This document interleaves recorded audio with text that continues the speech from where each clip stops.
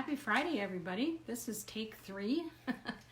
Sorry about that. We seem to be having some difficulties today with our technology here for some reason. So we're going to try again, and we're going to do things just a hair different, and maybe that will make a difference for you. Today we're going to be reading Life in the Neck, New Friends. It's written by Diane Davies, yay, and illustrated by Margarita Sikorskaia. Now, if you're interested in finding out more about Margarita, you can go to my website, dianedavies.com, and under the Friend tab, you can find a video that I did with Margarita where she talks about her life. And it's kind of interesting, as she is from St. Petersburg, Russia, and she immigrated to the United States in 1990. So it's interesting. If you want to, stop by and take a look. So let's get started with our story for today. Life in the Neck, New Friends. How does that look when you... It's good. Okay. What about? It's a little bit that way. Really good. Just checking out our equipment here and make sure that everything works. Chapter 1, Delaney. Big brown eyes blinked open for the first time, taking in the beauty of the brown eyes looking right back at her. "Mother?" asked the new fawn. "Are you my mother? Do you notice in the reflection of Delaney's eye? You can see Mother right there." Margarita is such a wonderful illustrator. "Yes, little one, your name is Delaney, and I've been waiting for you.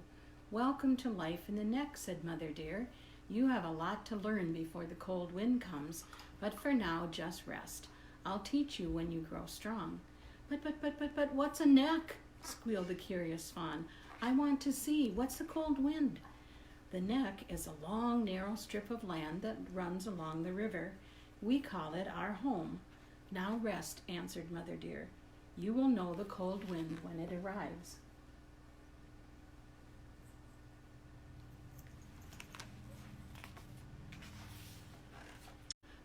But what are whitetails?" "I just have to know," begged Delaney. "We are white-tailed deer. Lift up your little tail for me. Do you see how it's covered in white fur underneath?" Delaney lifted her tail. "Wow, that sure is pretty," she giggled. But why is it there?" "Oh my, you are full of questions. Lifting up your white tail like a flag is a warning to the other deer that you have found danger." But what's danger?" "You'll have plenty of time to learn about danger in the weeks ahead. Now rest, my sweet little one. Tomorrow is another day with many more lessons."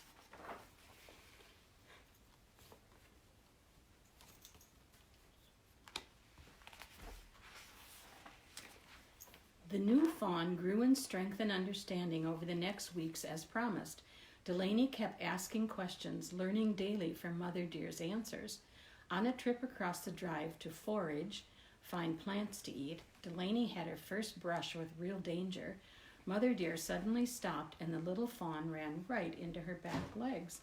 "Whoops," giggled Delaney. "Shh," came Mother's sharp reply. Her nose and ears went straight up in the air. "Lay down, Delaney. Now, close your eyes and be very, very still." Delaney did as she was told. She opened her eyes just a peek as she saw Mother dear lift her tail and dart away from where Delaney was hidden in the corn.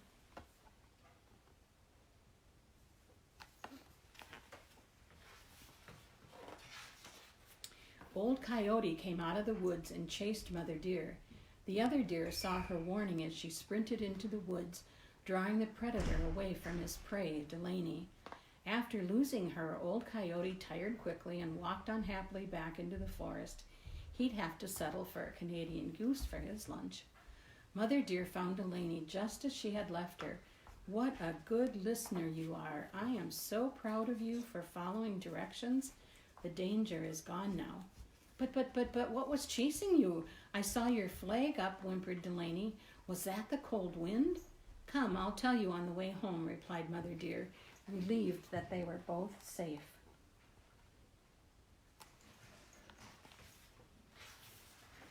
Chapter 2, Rocket.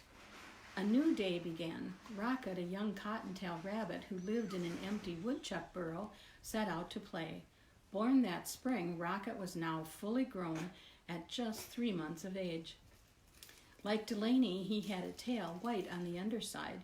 It was called a cottontail, but it was his special ears, not his tail, that kept him from danger. When predators like eagles and hawks came near, Mother Rabbit heard and hurried her family into their safe burrow. Rocket learned well from her. His speed and excellent hearing had saved him many times. Here we have Rocket, and here we have Rocket. Some of you may already have Rocket at home too. Whoop. Rocket fell in the dog bed. That's not a good idea. That morning, Rocket saw the lady from the nearby house walking with her little white dog. As they came closer, the dog focused on Rocket. With a burst of energy, he sprang forward, nearly catching Rocket's tail. Rocket's strong back legs sent him toward the cornfield with the dog close behind. Just as Rocket reached the corn, he turned, flying back across the drive.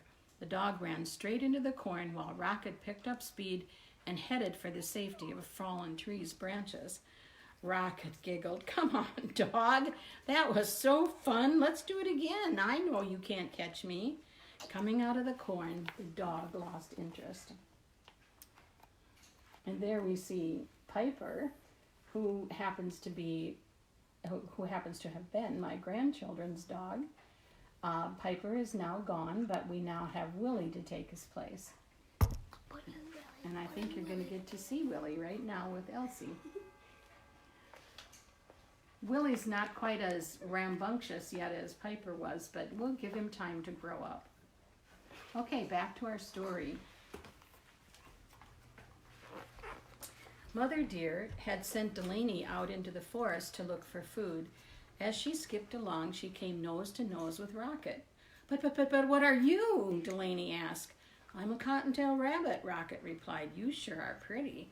"Thank you, but what do you do?" asked Delaney. "I like to hop and run around. Come play with me. Let's be friends." The two new pals headed off into the brush. When they stopped to eat, Delaney saw Rocket use his nose to move food in front of his paws. "I keep all my feet in the ground when I eat, just like you do. But can't you use your front paws to put food in your mouth?" she asked. "No," said Rocket. "I use my nose to move the food to where my mouth can reach it. I can use my paws to bring down the good stuff above me, but that's all. I can reach up high with my mouth and get some really good leaves for you. Would that be okay?" "Sure," replied Rocket. "Friends help each other. Thanks." Mother Deer and Mother Rabbit were close by, enjoying the sight of the two new friends playing together. Another set of eyes was watching, too. Ooh, I wonder who that might be.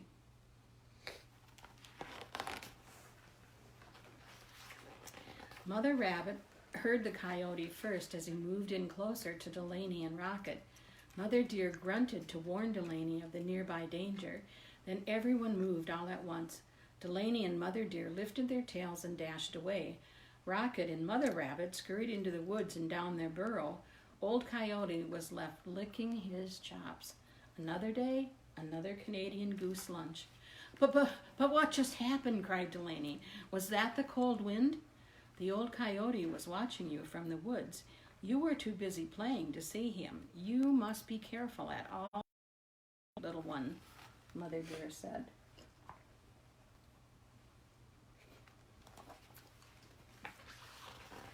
Chapter 3, Cardinal Red. "Whit, whit, whit! What cheer, what cheer!" called Cardinal Red, the first of the songbirds to sing in the new day in the neck. "Hey, hey, hey!" shouted Delaney to the crested songbird.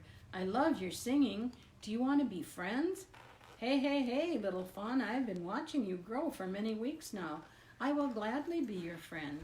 "Yay!" replied Delaney. "Would you like to meet my friend Rocket and be his friend too?"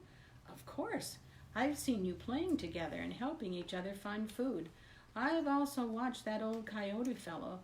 Be careful or he will have you for lunch."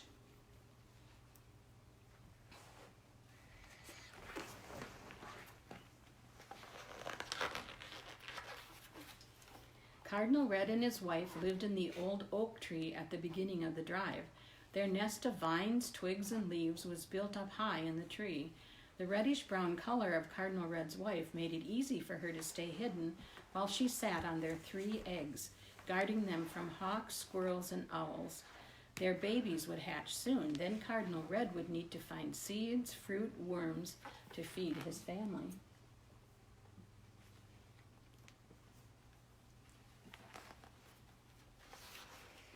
Rocket and I found the people's garden down at the bottom of the hill. Want us to show you where it is so you can find food when the babies hatch? Delaney asked Cardinal Red. Excited to share, the 3 friends headed happily to the garden plot. The people had planted carrots, lettuce, green beans, tomatoes, and radishes. The garden was overgrown with pumpkin vines and quackgrass, providing seeds, fresh green leaves, and vines. The variety gave all 3 good things to eat.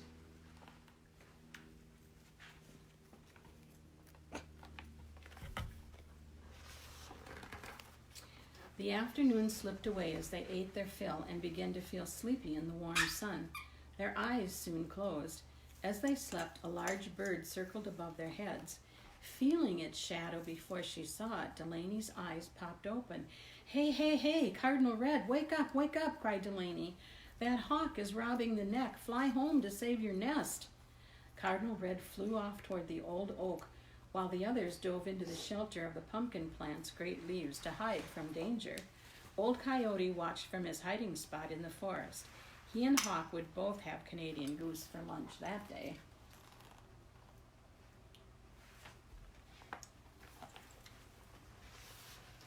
Chapter 4, The Cold Wind of Danger. Early September found the neck very, very dry. No rain had fallen for 3 weeks. The chance of fire was high. One morning before the sun was even up, a careless stranger threw a glowing cigarette butt out of his car. Landing in the tinder dry grass along the drive, it burst into flames.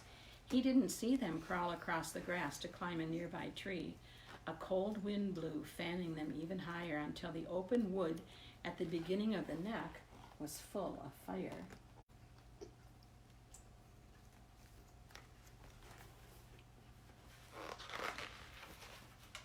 Sitting high up in the old oak, Cardinal Red was the first to notice the danger. Whit! Whit! He shrieked to warn the other animals. He flew over the area, spreading the alarm. He was happy to see the white-tailed deer escaping with their tails held high. The cottontail rabbits hurried to the safety of the grassland downwind. The squirrels, chipmunks, foxes, songbirds, snakes, turtles, and frogs followed the rabbit out of the fire's path. Cardinal Red was proud of his fine warning until he saw that Delaney and Rocket were still missing. The fire grew as the wind pushed it along the neck towards the end of the drive. Poor Cardinal Red, he looks pretty upset there, doesn't he? The garden, screeched Cardinal Red. Surely that was where he would find Delaney and Rocket. Cardinal Red flew harder and faster than he ever had before. Rocket spotted Cardinal Red and called, "Delaney is hiding and won't come out." Old Coyote was once again watching. He knew that roaring fire was making its way towards the frightened fawn. He also knew Delaney believed she was safe as long as she lay very still and waited for Mother Deer to come get her. But Delaney's mother could not save her this time. He quickly and quietly made his way to where Delaney was hidden.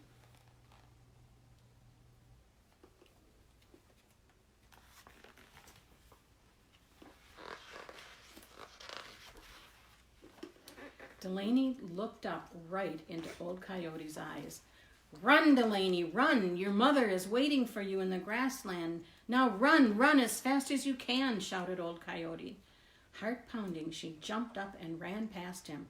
The other animals followed, with Cardinal Red flying in the lead. Even Old Coyote raced with them to the grassland. Boy, that would be scary to look up and see Old Coyote looking at you like that. Frightening. Thanks to Cardinal Red, the animals of the neck were safe. 3 new baby birds popped their heads above the nest when Cardinal Red returned. They had just hatched in time to welcome home their heroic dad. Old Coyote waited until he saw Delaney and Rocket with their families, and then snuck off into what was left of the next woods, happy he had helped save his new friends. Once again, he would have a Canadian goose lunch, and he was just fine with that. And that's the end of our story for today. I want to have a special shout out to Lily in Oshkosh, who was the one that asked me to read Old Coyote today, or to read New Friends, today. So hi, Lily. I hope you enjoyed the story.